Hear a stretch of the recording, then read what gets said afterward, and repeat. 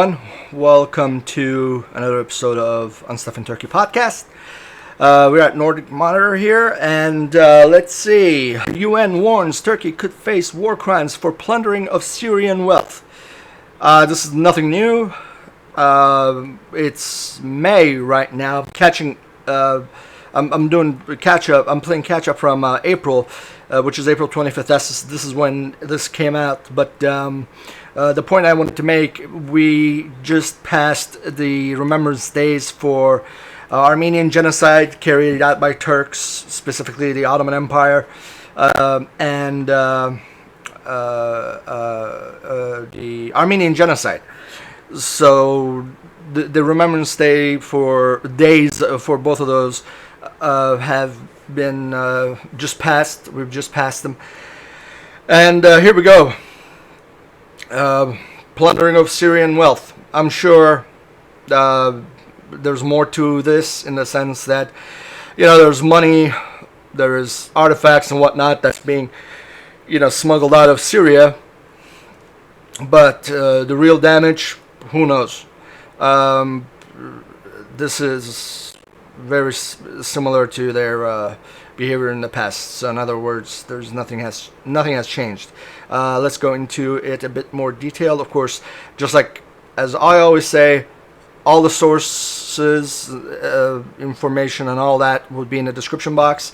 A lot of my coverage comes with PDF documents that are part of the reporting, and when you follow the source, of course, the source is going to have the PDFs also for the documents that go along with what is being reported.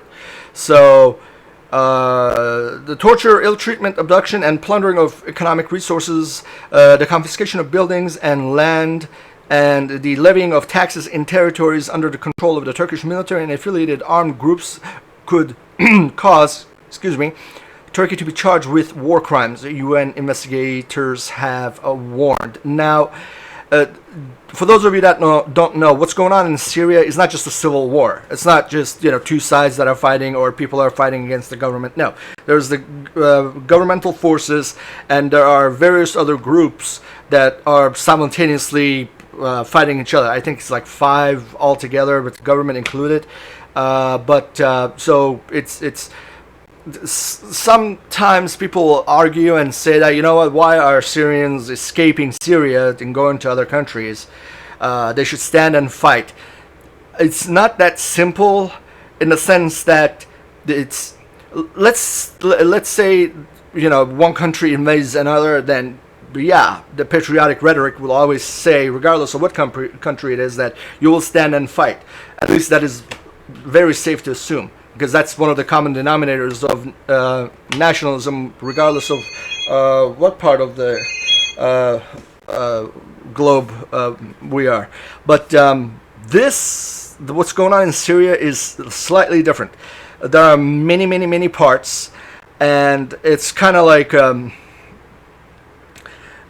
forgive the example that you might think that it's a little bit far-fetched that I'm reaching, but if you really think about it, those of you know your history, China has shattered and came together and shattered and came together and shattered and came together many times, just like in Japan. And those were, there were shogunates, there were tribes and so forth, and this here is not too dissimilar.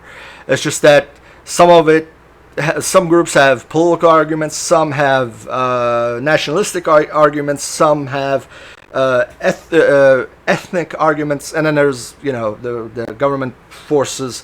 So a lot of people are dying from all sides, but a lot of people are also making a lot of money on this. So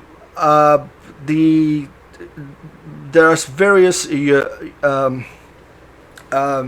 documents that you can get a hold of from the link that I provide in the description. The February 2022 UN report contains a number of warnings for the Turkish government. Here's the actual report. If you like the QR code, it's provided right here. Or if you're viewing this in any device or a computer, you can also just hit and download the PDF. You'll have the whole thing, 41 pages long.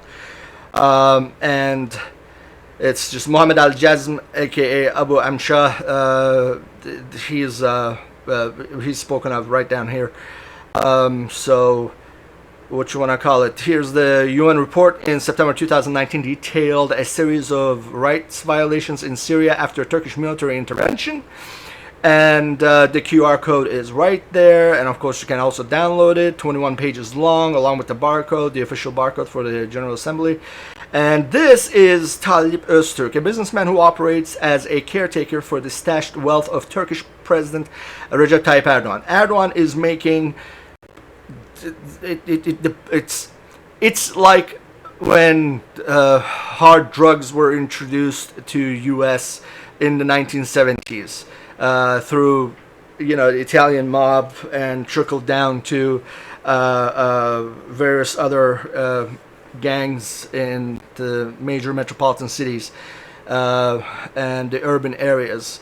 It's a cliche, but it's a comparable way of looking at it as far as the amount of money that's people that study narcotics will tell you that, like in 1970s in Chicago, in New York and in Miami, places like that, like it was raining cash with money that came from narcotics.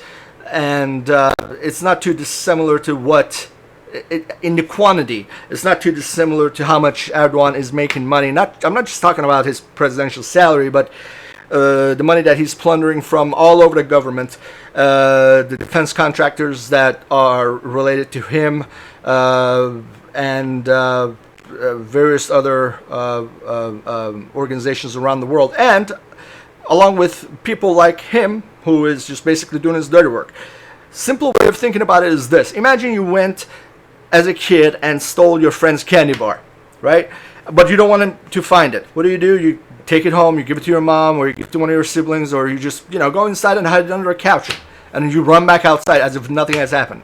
And your friend goes around checking, all of his other friends, and comes to you and say, "Hey, did you take my candy bar?" "No, I didn't.